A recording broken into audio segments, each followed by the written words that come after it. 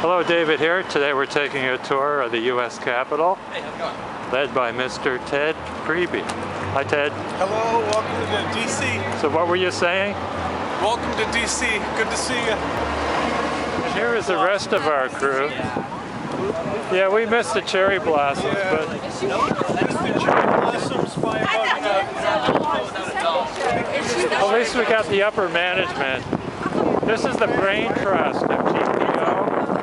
These people are from the ivory towers of upper management. Well, I guess they're just taking the cross. Yeah, I think that's pretty good.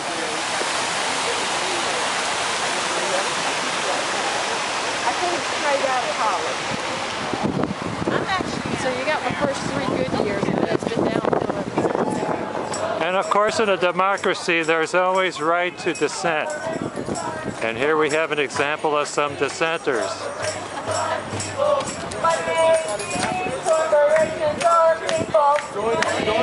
Hey, you get this whole crowd that was maybe thinking about it. Democracy's free, the people's voice will be heard. Louder, louder. Sing it out. Democracy's free. Louder, louder.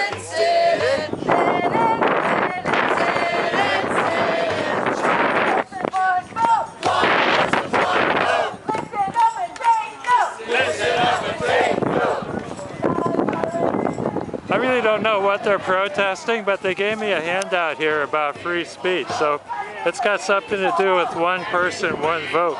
And I'll just have to look it up later when I get home. But when you think about 170,000 square feet of space for the House and the Senate, when you think about a 450-seat congressional auditorium, when you think about new facilities for the Capitol Police, including lockers and shower facilities, and climate-controlled storage spaces for our curators, and administrative offices, and again, very highly secured spaces, vaulted spaces for storage and things of that nature. And I'll show you a little bit of those other 2/3. We would need the better part of a week to really see most of it. This building, by the way, is 3/4 the size of the Capitol. Our footprint is larger than the footprint of the Capitol building at 193,000 square feet. So if you can imagine 5 football fields side by side, taking that down 65 feet, that's the footprint of this Capitol Visitor Center. So you just came through doors that are 340 feet away from the face of the Capitol. So if you did have a threat with you, a gun, or that would have stopped and stopped you. Remember Sharon Dan? Okay, do you remember Sharon Dan? I remember that. Communications manager. Yeah, she's just retired last November. We're trying to hire a communications specialist right now. And I've just gone through, we had 347 applications, 94 were deemed highly qualified. I've just spent the last few nights going through every one of those. And there's 20 or so that I've given 4 or 4.5 to that would be. And, My name? if you call me your name, I read I was just showing my staff one of these resumes, 29 pages. That it's just like little overkill. I need someone who can write succinctly. And if your resume is 29 pages, I mean, some people really do love themselves. Pictures from the Capitol. It's called the National Statuary Hall Collection. Legislation was passed in 1864 authorizing this collection so that there would be, an appropriate use of the National Statuary Hall that we're going to go up to later, which was originally the Hall of the House from 1807 until 1857. When Congress moved into its wing on the House side there, they abandoned that original Statuary Hall. And what do you think became of it initially? This empty space. Well, the public started coming in. They would put blankets around the hall, and they would start selling things. Mouse traps, pottery. So you can imagine a flea market in the Capitol. That's what happened for the better part of 2 years. And finally Congress said this isn't appropriate, let's do something more appropriate. So they invited the states to submit statues of notable sons of great repute from their states who had done, they haven't been dead for 10 years. The statues have to be in bronze or in marble. They would later change the legislation to notable sons or daughters. But even so, of the all 100 state statues, 2 from every state, how many of them do you think were women? You're pretty close. She said 5. Only 9. Now, of those 9 statues, however, 6 are on this floor. So of the 14 state statues, almost half of them are women. We have the 15th, that's Frederick Douglass, doesn't belong to a state. That was a gift by Washington, D.C. In their mind, it is a state statue, but they're not quite a state yet.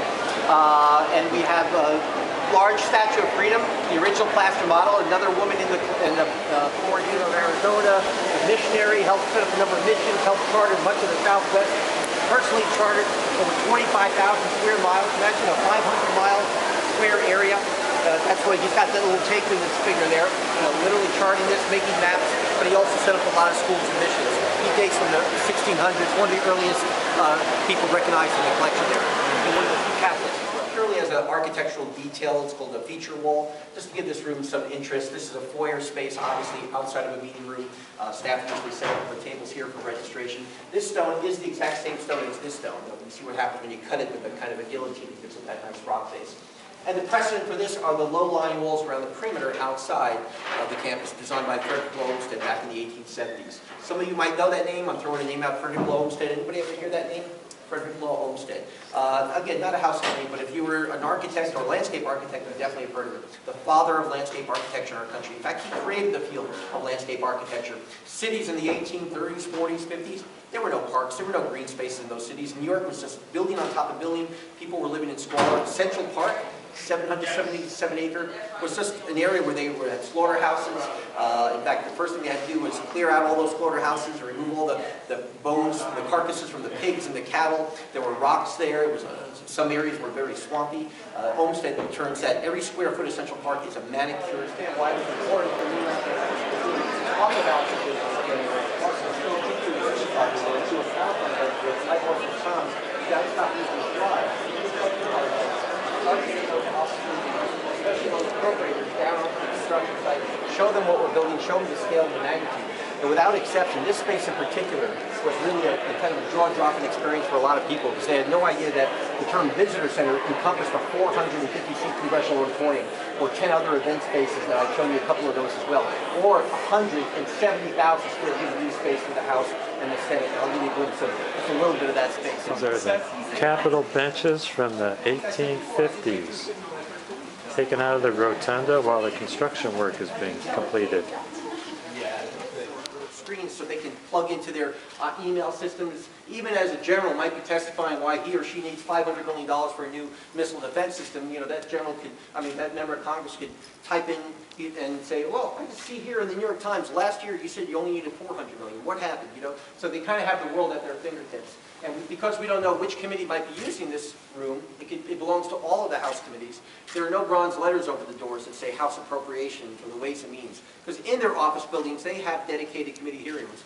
But this room would be used by any of the committees if they think that their hearing might attract a lot of media attention. And that's why we have all of the cameras around the perimeter.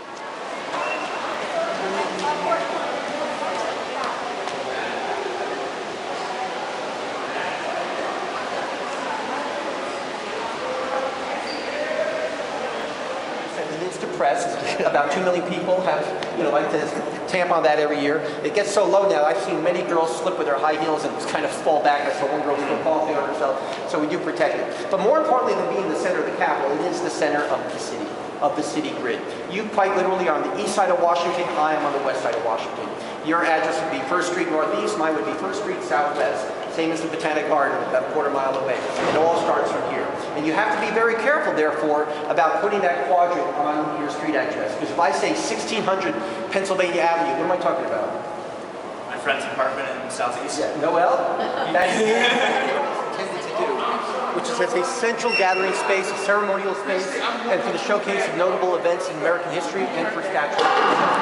So, no work of Congress occurs here. It's a bicameral space, but this is where that big black box I showed you, where the President's Lion stays, it's in the center of that floor there. So millions of people have proceeded through this room to pay their respects to foreign presidents. The paintings on the wall behind you, all tied to the Revolutionary War, all done by the same gentleman who was an aide to camp to George Washington. Each of these faces is based on his sketches of these people, so this is like photographs in a way. If you step toward me just a little bit, we want to make sure people can get through the best threshold here. Members get a little finicky about that. In fact, these curtains were just a failed attempt to muffle the sound. They took the speaker's rostrum from the columns and put it to the other side of the room. They reversed the seating. They leveled the floor. It used to be a sloping floor. None of those aspects worked. They added coffers to that ceiling. In fact, every second row of coffers used to be skylights. There were 100 skylights in this room, modeled after this outdoor marketplace in Paris that Thomas Jefferson brought over the designs for. So again, nothing worked, and as beautiful as the room was, the acoustics were horrific. Now beyond that, there were 106 members of Congress in 1807 when they started meeting here. By 1857, there were 233 This is members. a plane that slammed into the Pentagon. 20 bucks each. What year was that, Teddy? Metropolitan Museum, you know, these days. It's been 150 bucks for. I'm here. September 11th, 2000. Memorial plaque to Flight 93. For those who choose to